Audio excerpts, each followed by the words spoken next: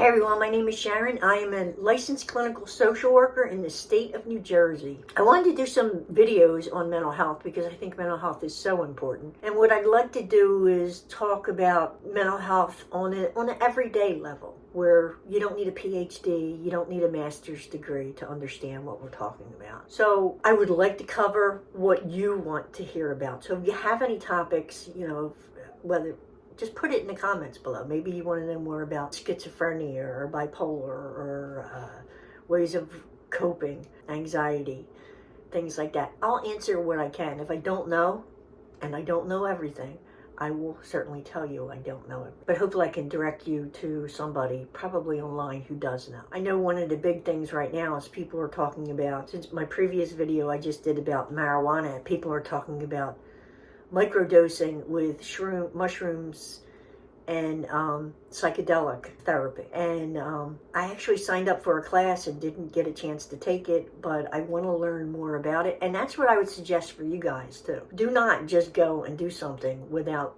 really researching it. And definitely don't microdose on your own with like mushrooms or something. You know, there's a time and place, a way to do things, and I think that's very, very important. So I think there are some misconceptions with mental health, and some of those we can address here. So I've been a therapist for over 20 years now.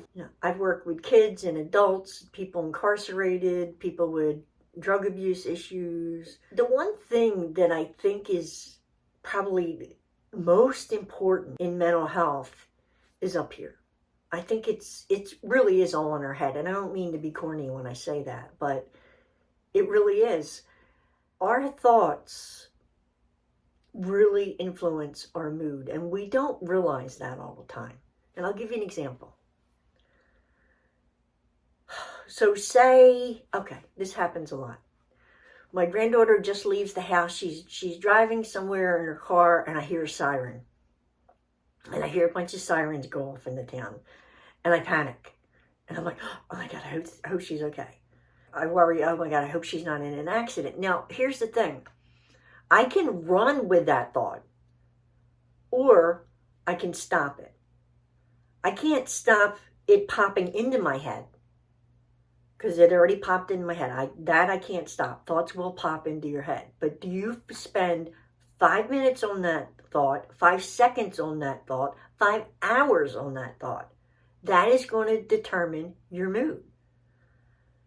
So if I'm worried for 5 minutes that maybe that was her in a car accident and I'm catastrophizing and just going out there, oh, maybe she's this and maybe she's that, how do you think I'm going to feel?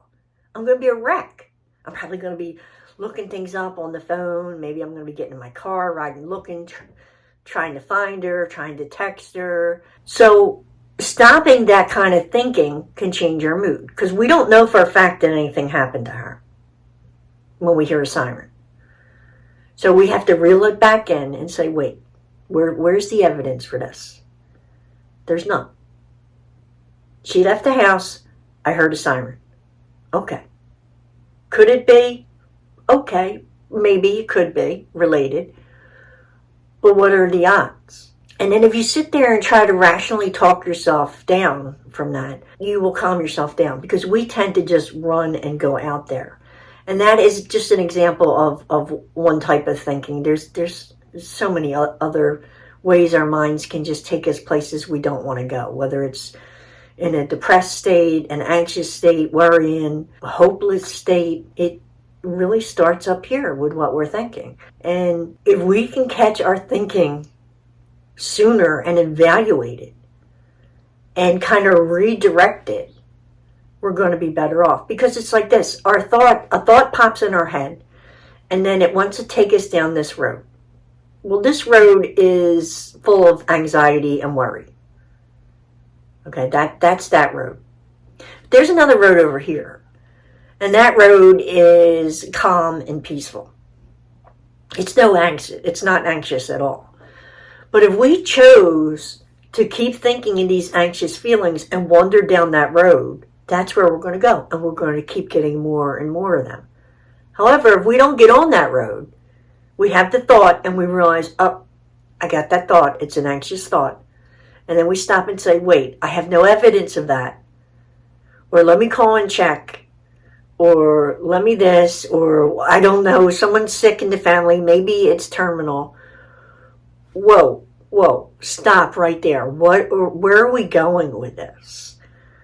So try to stop your thought and then focus. Just take a deep breath and try to focus on here and now and not going down that road. There's another road you could go down. The road you could go down was, oh yeah, I heard the siren, but I'm sure she's past that. That siren sounded like it was the other direction. She was nowhere near that area. Or I know she's a good driver. She's very careful. I mean, I've literally said to myself, stop. Literally out loud. I say to myself, stop, let it go. You have no evidence of this, or let it go. Does it really matter? I do that one a lot because sometimes I think we just focus on what really bothers us. And we're so much better off if we don't focus on it. Because in the scheme of things, we'll be like, does it really matter?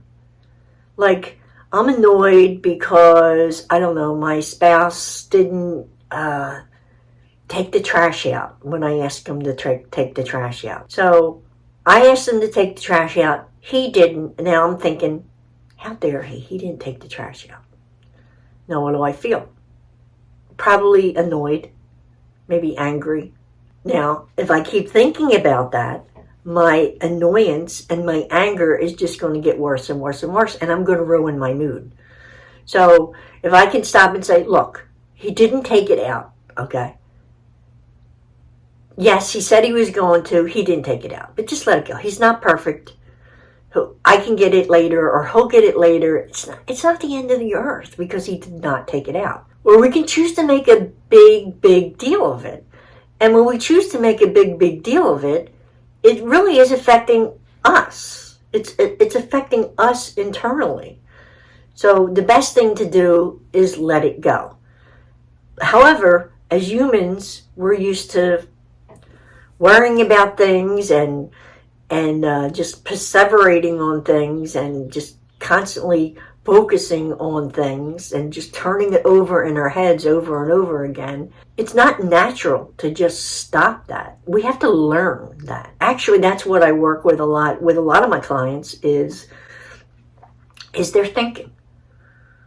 Changing their thoughts.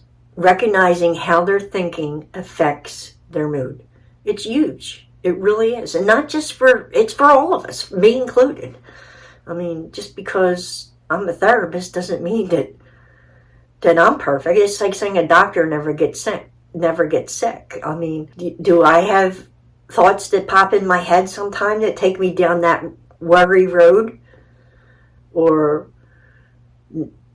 negative thoughts where I'm just doom and gloom? Yeah, I do, because I'm human. And it takes an effort sometimes to stop them and realize what you're doing to reel them back in. But it's practice. And like I said, this is what I work with a lot of my clients about. A whole fancy word, it's cognitive behavioral therapy, which is talking about thoughts. Cognitions influence behavior. And that's what CBT, or cognitive behavioral therapy is. There's all kinds of worksheets and stuff, workbooks on it. But it's very powerful when you realize how your thoughts can influence what you're feeling. It is like almost like an awakening. It really, really is. But the issue is, it's not like throwing a light switch. I think I said this before in another video. You don't just throw it off once, and it's not gonna. We have automatic thoughts. These have been here, the thoughts that just pop in our head. It's from beliefs from our childhood. Some of them are faulty beliefs or whatever, but these thoughts just pop in our head. And we have to learn to kind of redirect them for our benefit. That's the whole thing, for our benefit. Because if we let it run recklessly down that worry road, that's where we're going. We're going to go 90 miles an hour down worry road with our thoughts racing, and we're going to get all anxious and panicky, and then we're probably going to have physical symptoms too.